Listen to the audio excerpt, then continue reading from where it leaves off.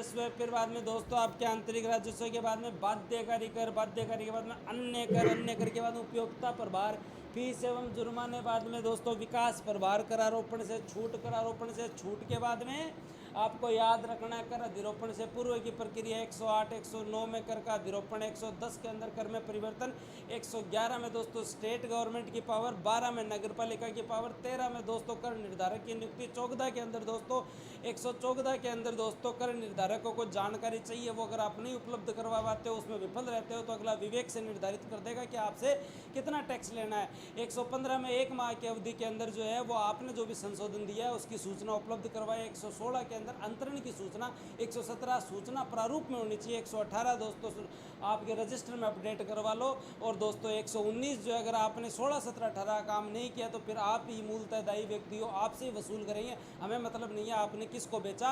और 120 में कर वसूल किससे किया जाएगा।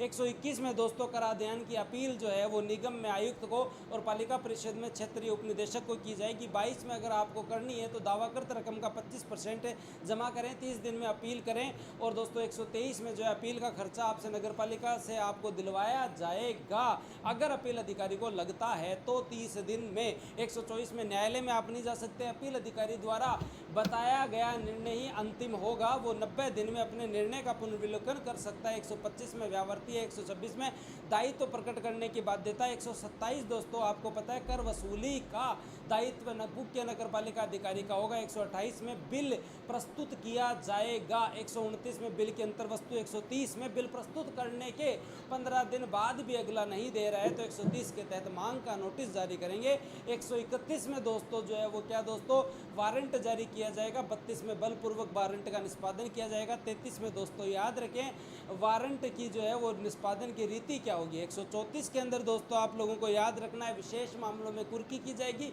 और कुर्की जो है वो दोस्तों विशेष मामलों में तभी की जाती है जब वो जो सामान जो आपने जब्त किया है वो 6 वाली प्रकृति का हो या रखरखाव में पैसा ज़्यादा लग रहा हो। 135 में नगर पालिका से बाहर कुर्की। 136 के अंदर दोस्तों आप लोगों को क्या याद रखना है, आप लोगों को बस एक चीज़ याद रखनी है, और वो चीज़ क्या याद रखनी है कि अगर कोई छोड़कर भागने वाला हो तो फिर बाद में डिमांड नोटिस वोटिस छोड़ो, आप तो वारंट जारी करो, कुर्की करो, बेचो, ठीक है, फिर वसूली करो। 138 जो है वो रसीद। 139 जो है वो दोस्तों वाद लाने की, अगर नगर पालिका विफल रह जाती है, कुछ नहीं होता है तो नगर पालिका वाद लाने के लिए जो है वो न्यायालय में जा सकती है। 140 में भूमि भवन पर कर का दायित्व जो है वो होगा। 159 में हम लोगों ने पढ़ा योजना को तैयार करना। 60 में दोस्तों उसकी प्रक्रिया, और दोस्तों 61 के अंदर परिवर्तन है। 62 के दोस्तों परिवर्तन है, पश्चावर्ती परिवर्तन है, उसके बाद क्रियान्वयन, क्रियान्वयन के बाद पुरानी योजना। 164 65 में पुनर्विकास। 65 में दोस्तों पुनर्विकास योजना, 65 में सॉरी पुनरीक्षण आप लोगों को याद करना पड़ेगा। उसके बाद में 166 में विकास क्षेत्र की घोषणा करना।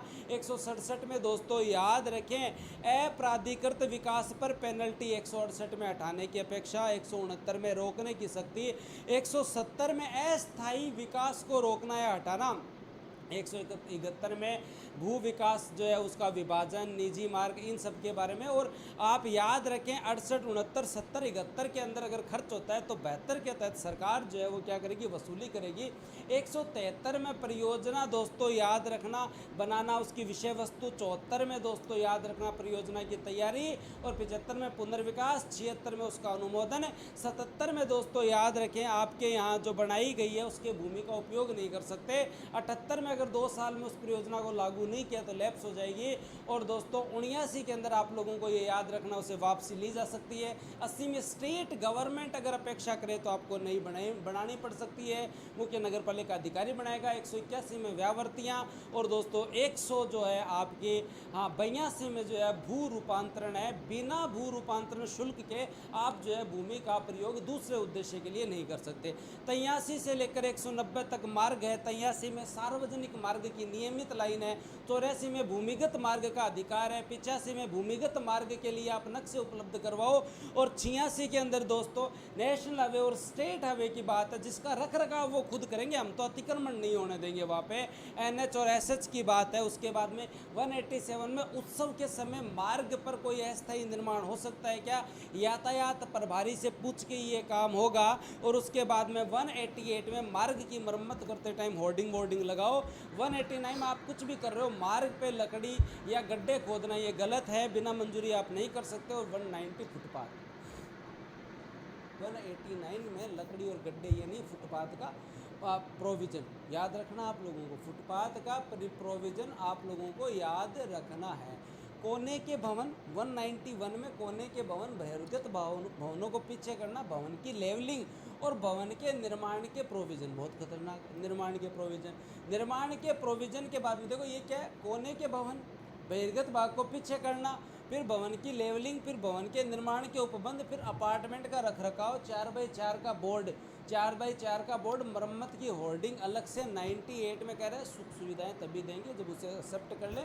और 99 में आप लोगों को पता ही है अन्य अभिकरण ने भी अगर बनाया तो वो भी देख, बताओ कहा था वो कर दिया। आंतरिक राजस्व बाध्यकारी कर